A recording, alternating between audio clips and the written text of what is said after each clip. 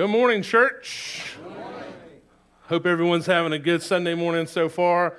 Hello to our online audience. We're so thankful that you're all here with us today. So today is our membership/vision Sunday.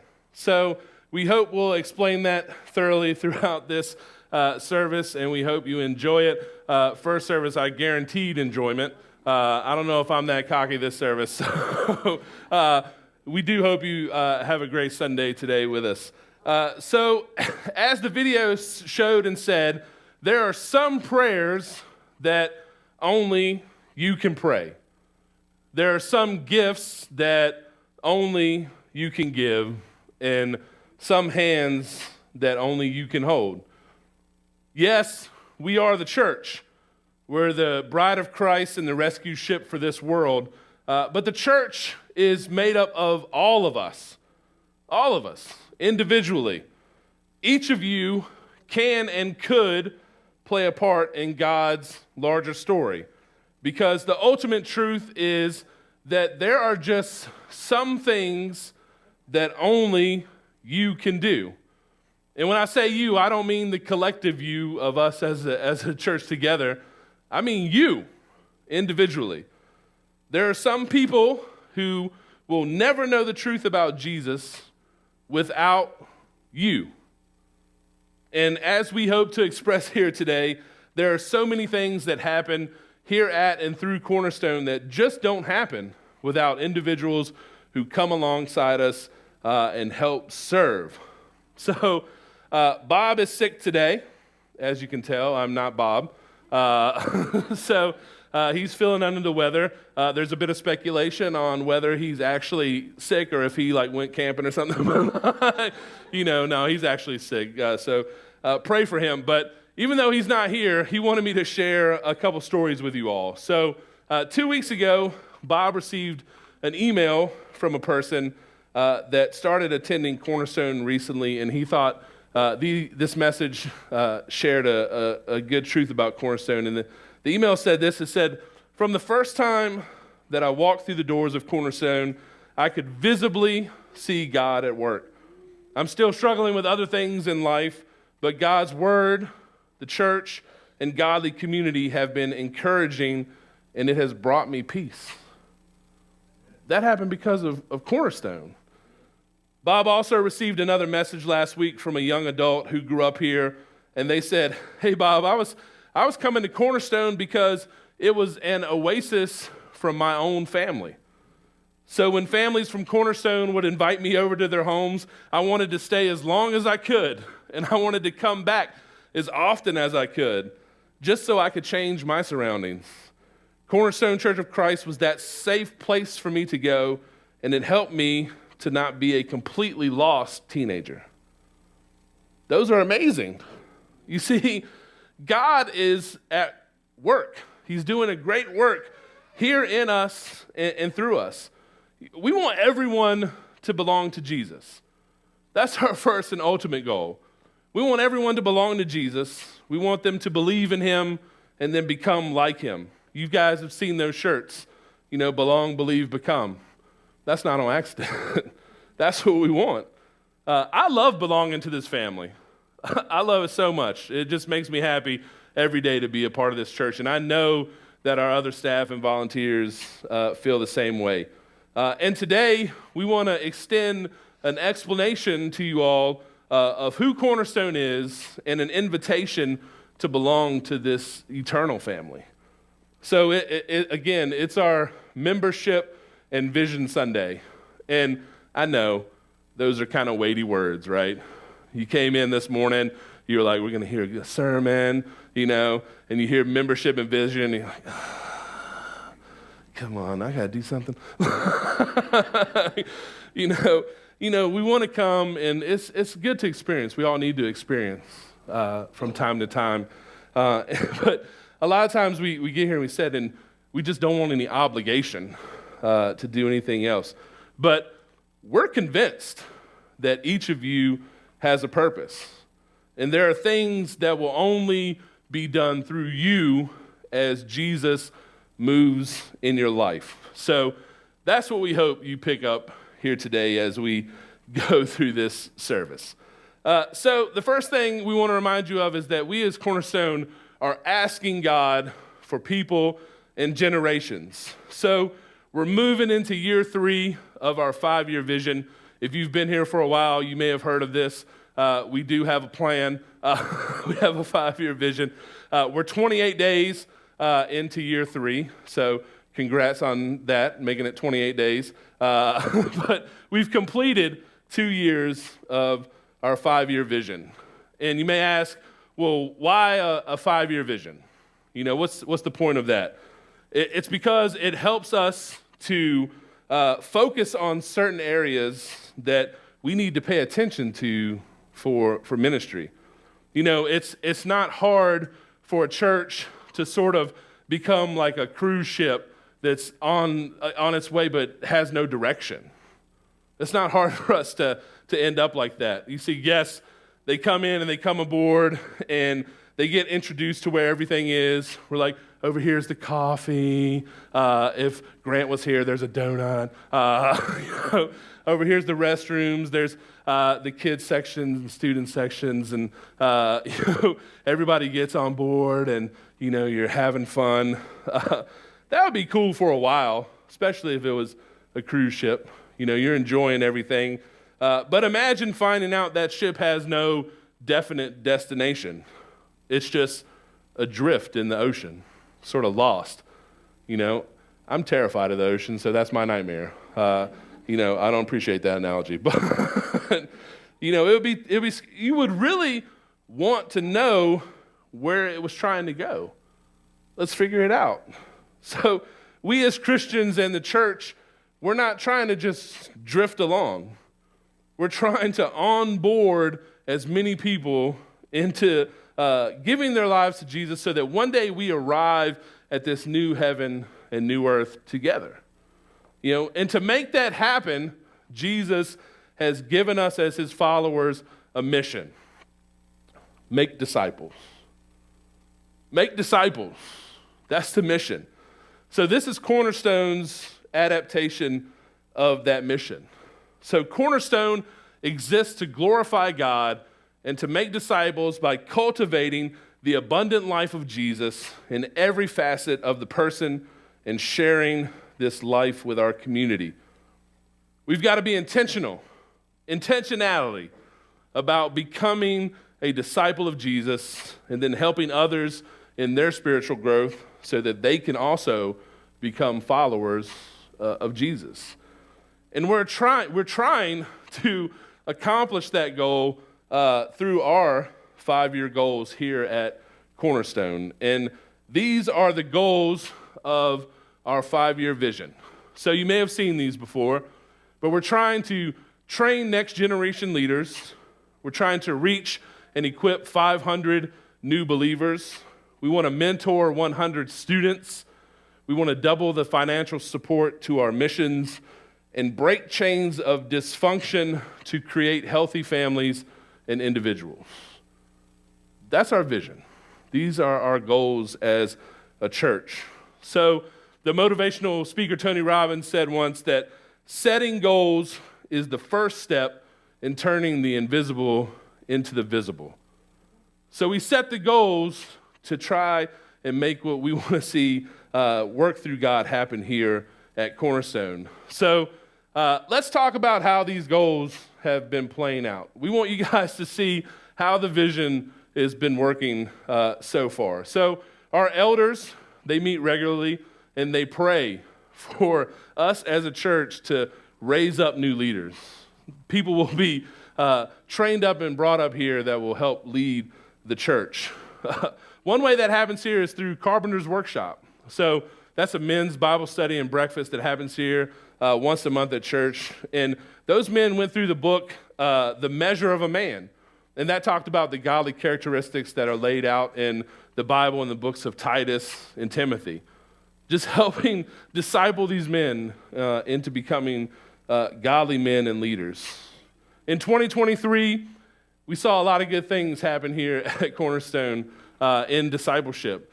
We saw the ordination of a new elder. He's back here in the corner, Ben Looper. And we saw the hiring full-time of our worship minister, Robbie Stallard. Caleb McClymans, who's back here, he was up here playing the bass. He just recently graduated from Johnson University, and he will be also entering like full-time into ministry. Alex Lisk, who grew up here, is serving full-time now in the mission field of Australia. And they were all discipled here. Caleb, Robbie, and Alex grew up here. They were taught, where they needed to go through things that happened here at Cornerstone. And our groups here are discipling men and women to be the next leaders of ministry, and this will continually be our purpose. That's what we're doing here. That's what we're focused on. Also in 2023, we celebrated 20 baptisms. That's a reason to celebrate right there. 20 baptisms. We're on the way with some new ones. 22. We had one last week and one this week. We welcomed 116 new guests last year. And I will say those are only the new guests that filled out the Connect card, right? So there were actually more who came. We ministered to 171 different kids in our Sunday and Wednesday meetings, as well as special events like VBS. Our student ministry has served the students here, but we've also taken teams to Camp Pitt, to Hargrave, to communal worship nights at other churches. It's a lot been happening through student ministry. And on Wednesday nights, believe it or not, our students have started their own student-led worship band. 6:15 on Wednesday night. Come and watch them. They lead worship. They work so hard to get it in place. You have to come check it out. So you can see that God is moving in our ministries. We've increased our mission budget from $25,000 to $27,000. That's an 8% increase in 2023. The building expansion fund here at Cornerstone has grown to over $130,000. Now, that was a number that was given to me earlier in the week, and this past week, because I work here, I have an inside connection. We got a new donation, so that number is up to $215,000 now. So one of our missions, Scott McClymans is back here. Rwanda Challenge secured a building last year to house their campus for training Bible teachers and leaders, and they recently graduated their first class. That's something awesome to celebrate. God is moving in our missions. We also formed last year a partnership with the Family of Hands Counseling Service to help people find hope in coaching through difficult problems. And a lot of people here find support through Sunday worship and small groups. Cornerstone last year completed several compassion projects that were significant. Like we're looking to help people to meet their needs. If you have a need, just reach out to us, and we will try our best to put you on a path to where you need to go. God is moving through our church to help people and families be healthy and happy. And I think about all that, and that's just a snapshot of 2023. That's not all that God does and did through this church last year. But now, 2024, we're in a new year.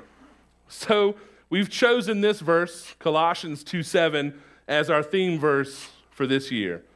So it says, "Let your roots grow down into him, and let your lives be built on him. Then your faith will grow strong in the truth that you were taught, and you will overflow with thankfulness." So in 2022, here at church, we took a year-long deep dive through theology with Core 52. Last year in 2023, we did a year-long deep dive into the life of Jesus as a church using Quest 52.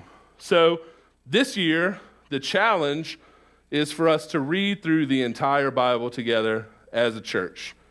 We're going to become rooted in the Word so that we will know what God says for us. We're going to read through the Bible, become rooted in the Word. And you can join us in that. You can join our Bible reading plan through the Bible recap The links to join are on our website and app under the Resources and Discipleship tab.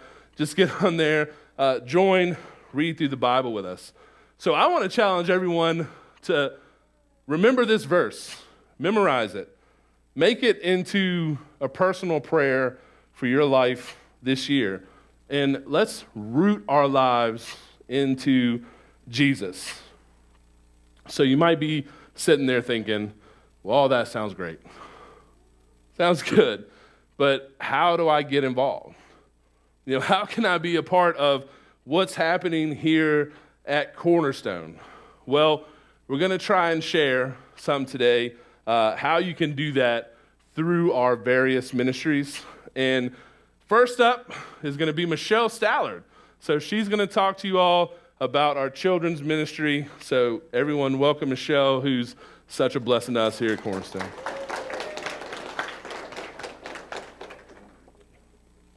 Good morning, church. I'm so excited to be here with you guys today to tell you a little bit about the purpose and the passion behind what we do at our children's ministry here at Cornerstone. And really the reason that I'm even up here this morning, the reason for all of it is freedom. The freedom that we have because of our identity, who we are in Jesus, and also our relationship that we get to have with our great God through Jesus. And these are the two areas that we want to focus on with our kids back in Kingdom Kids. Their identity as a son or a daughter, as a child of the Most High King, through that relationship that they can have with Jesus because of his great sacrifice for them. So our teaching is all centered around those two areas, and we also really work hard to make sure that our teaching is also very experiential. And what that means is a lot of times our kids, they don't have a frame of reference for what it is that we're trying to talk to them about. We talk to them these words, these concepts, these ideas. They don't really have a whole lot of understanding of what that means. So we have to break it down for them so that they can experience whatever the core Bible point is that we want them to understand. That might mean hands-on activities. That might mean science that connects God's world to our world, crafts and different things that we do. And so all of the learning and the teaching that we do each and every Sunday is designed to try to help them to experience God at work in their lives. And each lesson has a one sentence Bible point that we try to connect. So not only does it have the Bible story that we're trying to help them learn and understand, but it has a one-line Bible point that tries to connect, how does this story apply to my life? And each and every week we have that. We also try to look at our core themes. We have some core themes for our younger guys and some core themes that we talk about for our older guys. For our younger guys, it's that God made me, and that God sees me, and he loves me, and Jesus wants to be my friend forever. And as they get older, we want to build on that with I can make the wise choice, and also that I can trust God no matter what's going on. They're at the beginning of their lives. They're going to be going through all different types of experiences and things as they go through the course of their life, and we want them to know that they can trust God with all those decisions and all those steps that they take through the course of their lives, and then that I should treat others the way that I want to be treated. And the way that we want to help them to nurture this faith relationship is through a philosophy that's called orange. The color orange. So the way that this works is the color red represents the heart of the family. And when we combine that with yellow, the color yellow, which is the light of the church, the light of God in our lives, when we combine those two colors, we get orange. And the color orange represents faith for the next generation. Faith that can ignite our hearts and our lives to live passionately and freely as sons and daughters in the kingdom of the Most High God. So each and every week we have a dig in at home. It's a take-home page that we have. You can pick those up when you pick up your kids, and on that page it has it has underlined that one sentence Bible point that connects them to God's story. And we can multiply our efforts when we work together as a church and as a family to drive deep that faith for the next generation in the hearts and the lives of our children. And so when you take that take-home page home, you can see what they learned and what it is that they've focused on that particular week. And then when they come home from school or they're talking to you about what went on with their brother or sister, you can point back to that and you can say, hey, that has to do with what we're talking about right here this week. And that can multiply that effect that you have in teaching them some of God's wisdom. So you ask, where do I fit into children's ministry? Maybe I don't have kids. Well, children's ministry cannot happen without you guys. Each and every week, these kids are showing up, and they're just waiting. They're waiting for someone to see them. They're waiting for someone to take the time to take them by the hand, to reach out to them and to love them and be willing to serve them and teach them about Jesus and the light of the world, and that we can have a relationship with our great God. And that's what our team of volunteers is doing each and every week. Sunday mornings in nursery, they're loving on the babies. At check-in table, when we first get here, they're helping people know where to go. We have helpers in the different classes, and we also have teaching positions that we need to have filled. And let me tell you, we don't just leave you on your own in teaching. You know, God fills us with His Spirit. He can help us with the words that we need to say, but also we have a guided curriculum that gives you the words and directs you in the ways that you can help the kids to understand whatever Bible lesson or concept it is that we're teaching. And also, a lot of times, especially in my own life, teaching is really a form of discipleship in your own lives, because I tell you what, there's more times than I can count where the kids have taught me something and I thought I was there to teach them.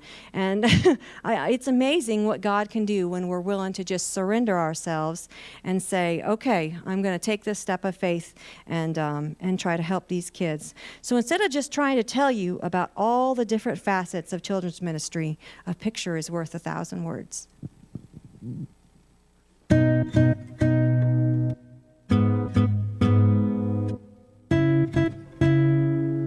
Going outside and playing with Mr. Bill.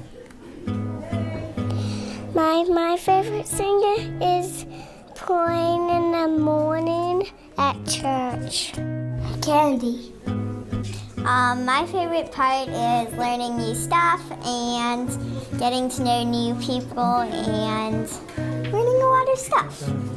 Samson killed a lion. You get to do all sorts of things, like dodge, balls, play mini little games outside. It's really fun. I love God and sister's my sister, and the games are my favorite part. And I like when I'm with sister at church and play games.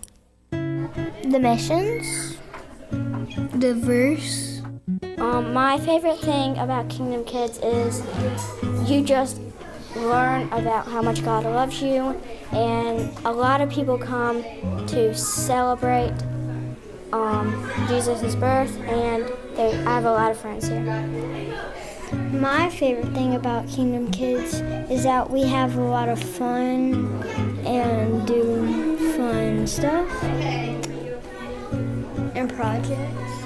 My favorite thing is learning about God. My favorite thing about Kingdom Kids is the games, the voices, and the missions, and learning about God. Kingdom Kids rock. My favorite thing about Kingdom Kids is that I get to see some of my friends and hang out with them.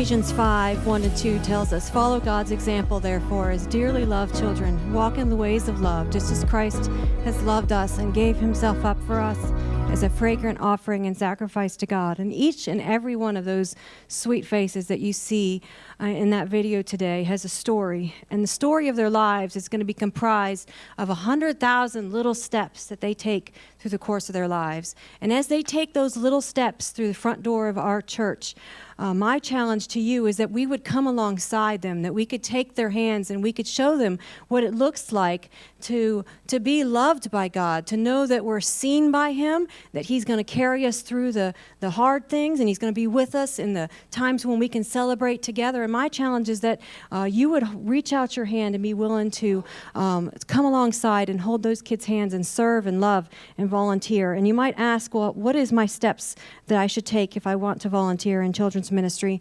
So the first step that you would take is you see me and you fill out a volunteer information form. We do complete a background check on anyone that works with our children back in Kingdom Kids. And right now this morning, if you want to, in the seat back of the chair in front of you is our Connect card. On that Connect card, there's a box that you can check. So you can put down your information and you can check that box and say, yes, I would love to be a part of children's ministry, and I can reach out to you. And I'll also be available after service if you have any questions about anything that we do back in Kingdom Kids, or if you would like to serve. And I'm just so thankful for the opportunity and the ability to be here to serve your kids and love them. And I just thank you for your time this morning.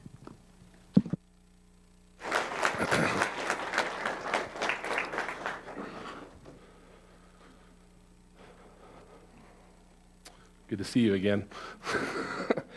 I'm with Cody in that video. I want some candy. I told Michelle in the first service, I was like, I'm not worried about having a video. And then I saw the video, and I was like, I should have had a video. Like, what am I doing? So I have this picture. I'm DT, if you don't know. I'm the student minister here. This picture shows some of the things we did last year as student ministry. But I absolutely love student ministry. Like, I just have always had a connection to students, and I love to see their growth in faith as they move through middle school and high school. And we call our group 838. And that's because Romans 8:38 and 39 says that nothing can separate us from the love of God. And I just want that to be instilled in each student here. And I want them all to understand that God loves them so much, so that they will feel valued, and then in turn, they'll let that overflow from their lives into a life of service. Because I think teenagers can love Jesus and be just as valuable as anyone else in the church. If they're led to grow in their faith and knowledge, then they're going to be ready to lead their generation as adults.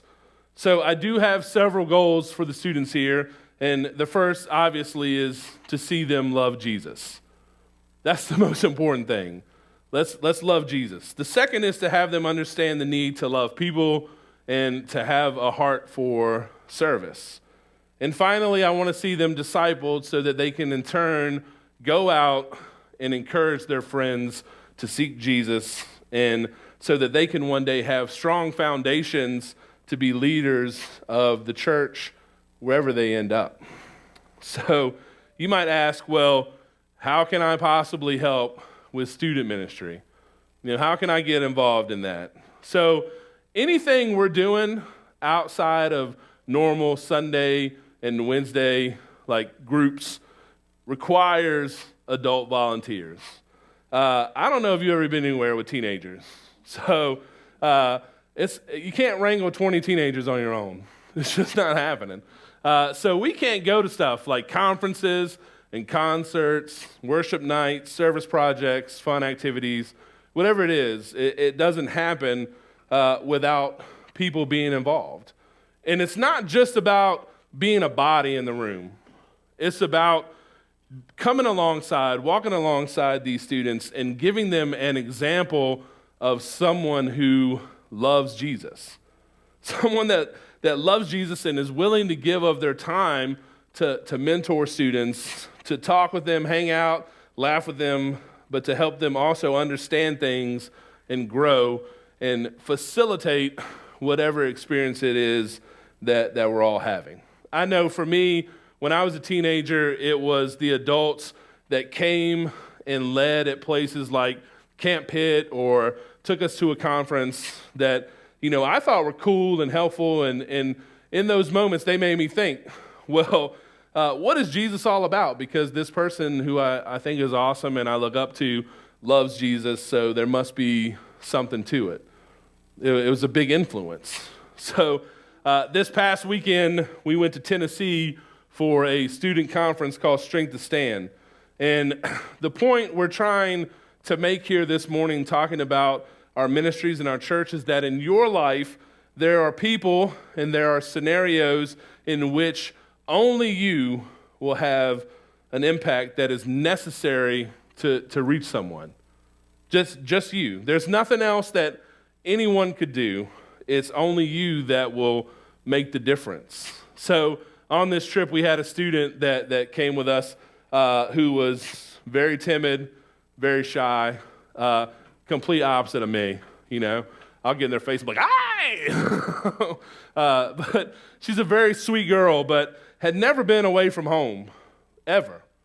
This is her first time, and she was very nervous about every aspect of this trip, like every single thing she was nervous about. And I love this student, but honestly, there would have been no way that I would have been able to properly help her fully enjoy the weekend.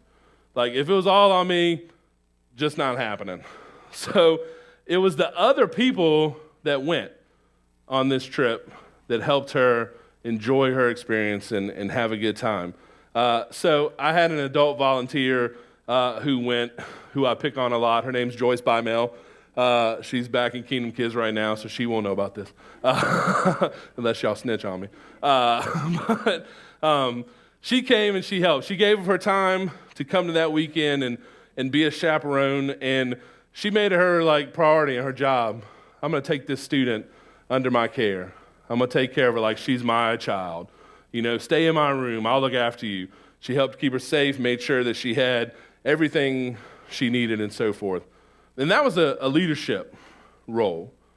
We also had another student there, Alex, an older student, who came alongside this shy student and made sure they felt welcome and included, showed them what it was like to get excited and worship, to have fun in whatever it is that we were doing. And all the other volunteers, Robbie, Logan, Tia, everybody that was there, just loved on her. And because of that, she had an awesome experience. One night, she got up and wanted to talk about what it really looks like to follow Jesus with her life. And that would have not happened had these people not been there and walked with her through that experience. And I know the same is true for other students and volunteers. And that's what everyone should understand, is that there are places in each ministry here that there are things that just are not going to happen unless you get involved. There are things that can only be done, and there are people that can only be reached through you. God has specific assignments for you. It's just about being obedient to do those things. Listen to the calling. And it can be in a leadership role like Joyce, or it can be just being a participant like Alex was. They were there and they had an impact on someone else. So if you want to help, again, in student ministry, we're going to point you to that Connect card that's in the seat in front of you. Just fill it out, check student ministry, and I'll get it and I'll contact you. We'll talk. Also, if there's some area that you feel like you'd be good at facilitating that maybe we're not doing in student ministry, I joked in first service, I don't know how to build a campfire, or some of this manly stuff. I don't know how to weave a basket. If you think you can come and help us do some stuff, I'm open to it. Come talk to me. You can email me. I'm also here pretty much every day of the week, so if you have time, just pop by and have a chat. We can't wait to see how God continues to move in our student ministry. But now, Robbie Stallard, Our worship minister is going to come tell you guys about worship ministry. Hey, good morning. I was telling first service, I think we need to rethink these in the future. I don't know why I was voted to go at the end of all of these guys, so I feel like I need to be in the forefront from now on, so let's make that happen. But for anybody that maybe doesn't know me, my name's Robbie Stallard, and my wife Logan and I are just so blessed to be a part of the family here. There is so many events on Sunday mornings that it's just encouraging to be together, and there's such a joyous noise as we worship and just glorify God each and every time we meet. So as we're looking forward to looking what 2024 looks like and looking at what our discipleship process looks like and our goals and our vision, I'm just reminded that as we look back and see all the ways that God has moved in 2023 and in the past, we can have confidence going forward in knowing that our God is good, He is faithful, and He is always moving and working. And so we're encouraged and looking forward to what the future looks like. I'm excited today to discuss our beliefs and values regarding worship and what that means for us, and some different ways that you can get involved in serving, as well as encouragement to live lives that lift up the name of Jesus. So my favorite simple definition, I like simple definitions for things, for worship is that worship is our response for what God has done.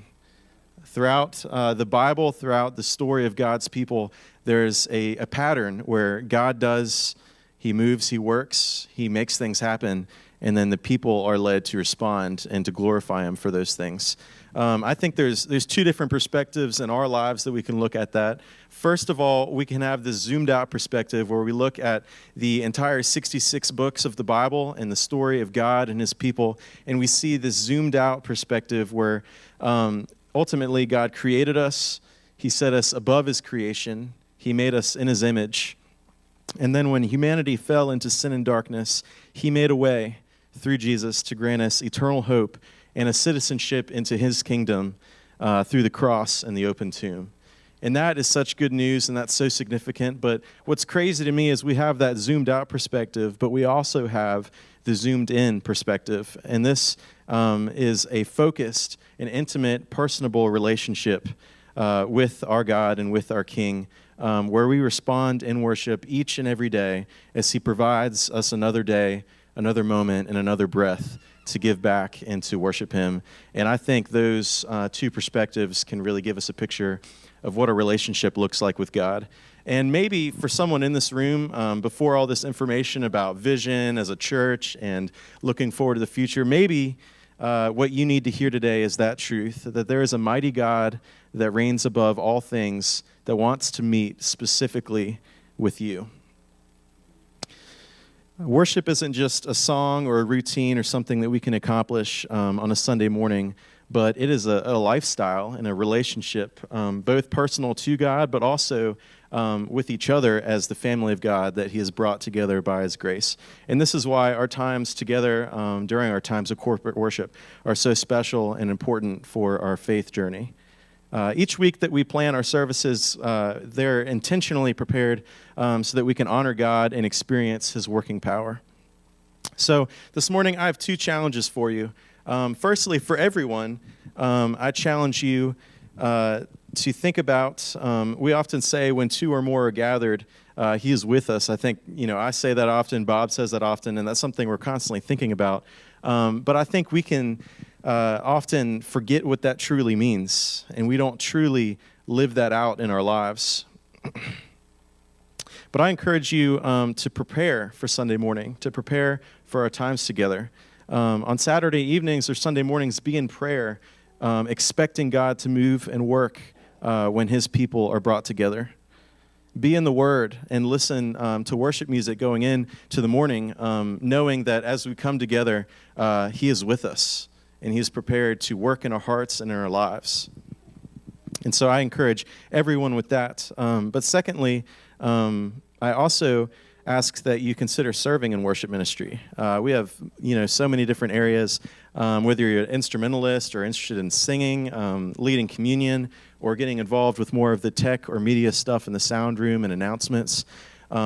one value that I constantly remind our worship team of on practices and going into a service, as well as myself, is that performance and production goes second to simply surrendering and being humbled in the presence of God. Obviously, what we're doing here is for our God and King, so we're going to pursue everything that we do in excellence, and we're going to work hard to make what we're doing here significant and done well. But at the end of the day, the goal, and this is what I say, is to worship God.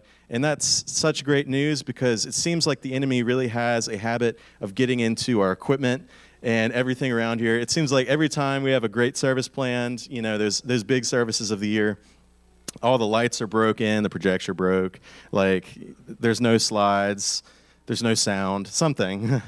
And it reminds me of a story from camp that I'm really fond of. I'll spare you to just one camp story because I think that's all we can handle in one morning, honestly, to be fair. But it was high school week a couple of years ago, and I remember we had this idea of making a Wednesday night just the kind of the focus in the forefront of the entire week. Everything before Wednesday night is kind of preparing us for that, and everything after Wednesday night is kind of responding to what was happening that night. And so we had this big evening activity where we're walking through these stations outside, and it goes to this big climax at the campfire as we come together and have a message and worship together.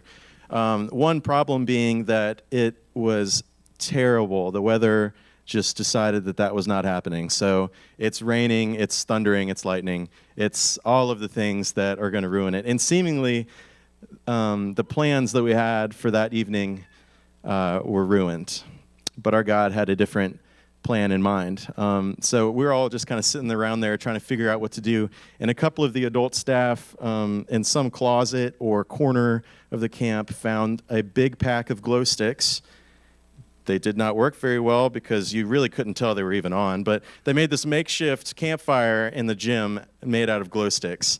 And then we crowded all of these 60-something sweaty, stinky teenagers into this gym. Keep in mind, everybody's soaking wet, so you know, put that together with the smell and you get more smell. And we pack everybody into this gym, and honestly, I didn't really have a huge plan of what we were doing, simply because our plans were kind of messed up from the weather. But I just started playing my guitar as people are coming in, and we just start singing, "Great Are You, Lord."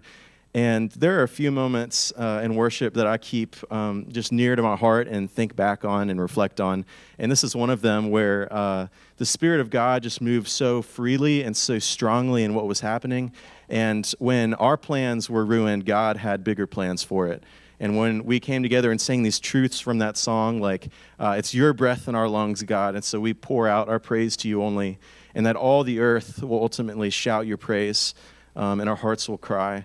And those lyrics, as we sang together, and that Spirit of God moving in us is just something that I reflect on, and knowing that ultimately God moves and works in all ways. And so really that's what worship is all about here. And so if you would like to get involved, it's already been said multiple times, but we have a Connect card, and you can certainly list that. But also, just reach out to one of us. We're going to be standing right out here outside these doors. Come talk to us and figure out what that looks like to get involved. And before we go any further, I'll get your attention towards the screen. We've got a video just about God working in this place, and this is what it's all about. My name's Michael Cruz. I'm here today to give my testimony. The last few years have been really rough on our family, and we'd always, you know, we anything that ever happened, we knew we was blessed. We'd grown up in a Christian family. Me and Lisa both. Our family was based around that, and the last several years just kind of got harder and harder and harder on us. And we've been looking for a church and looking, and we just hadn't found one. I drank a lot back then. It was my crutch. And that's what I used to get me through the years, and that's how I done things.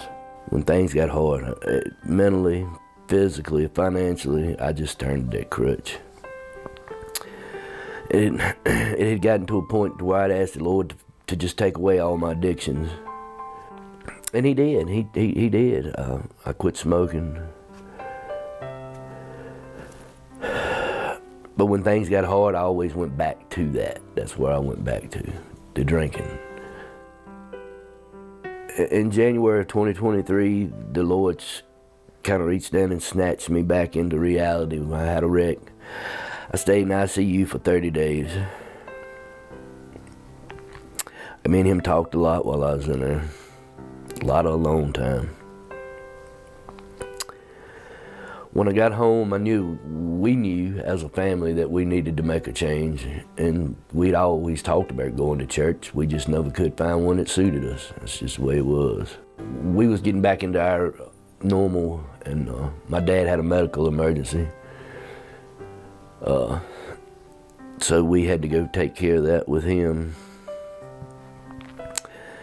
early in the summer, and it just kind of bled over. We was, still trying to go to church, talking about going to church and doing things, but it never worked out. We couldn't find one that we felt comfortable in. Well, as these things happened with my daddy,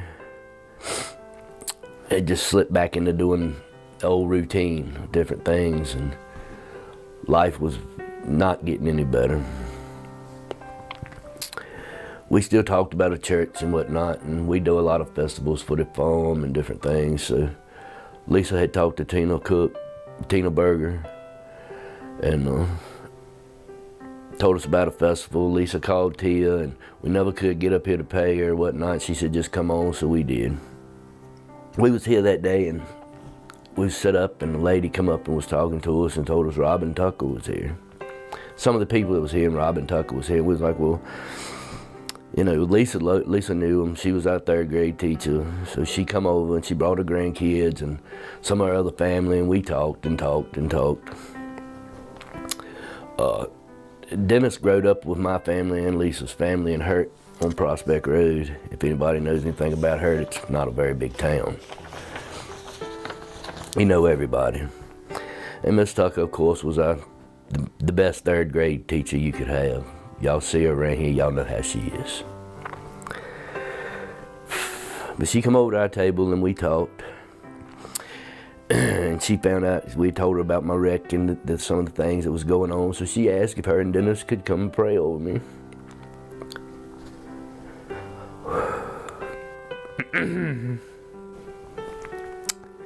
When they did, that was one of the major turning points. You could just feel it, all the bad was gone. And when me and Lisa packed up, we talked about it that day.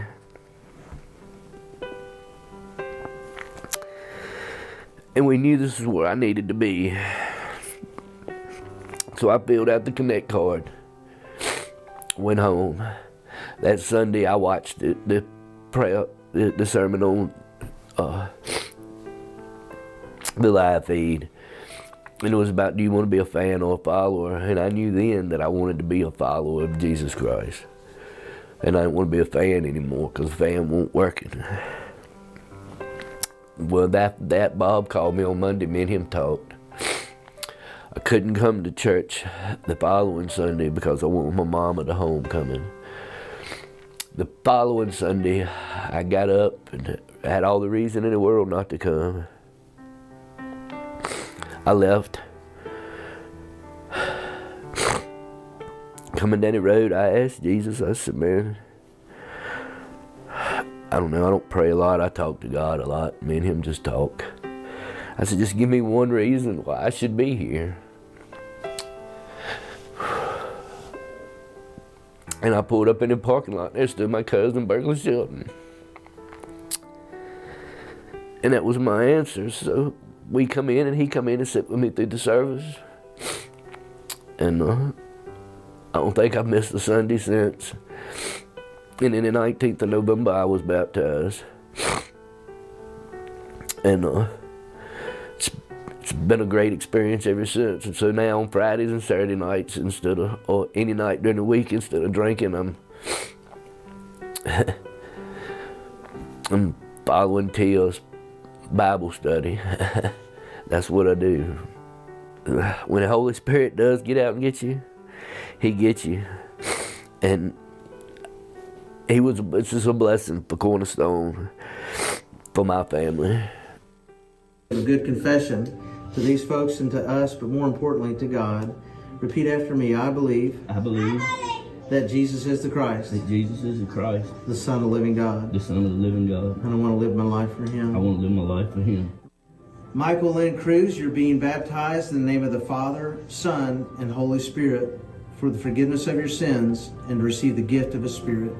Lowered into the likeness of His death, raised to walk in newness of life.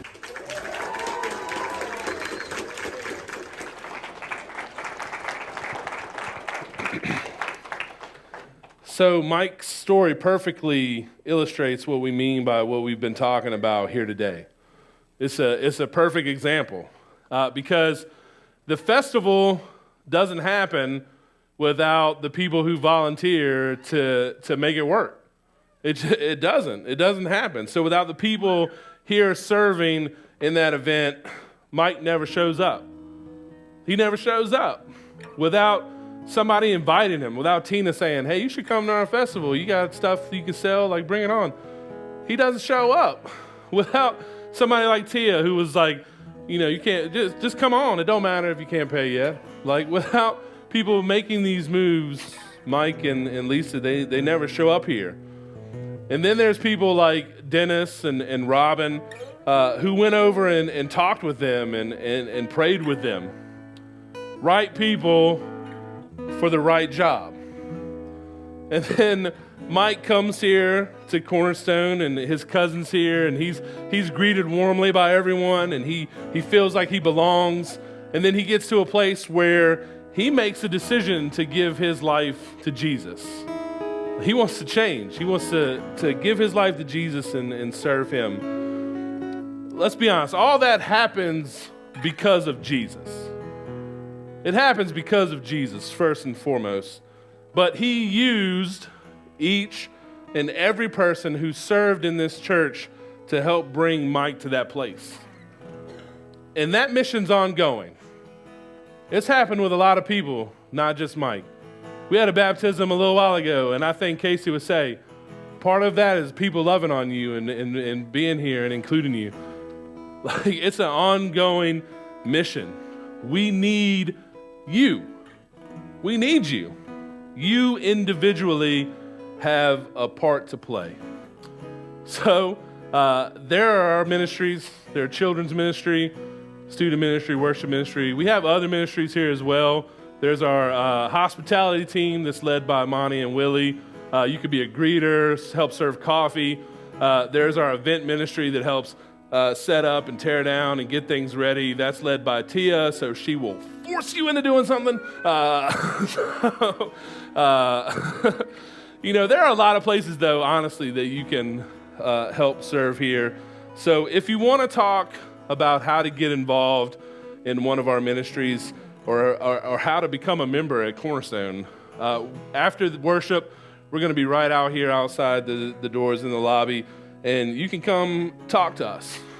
There's also a membership luncheon downstairs today after this service, and yeah, you had to sign up for that, but I'm going to break the rules. If you want to pop down and talk to us about church and serving in ministry, just do that.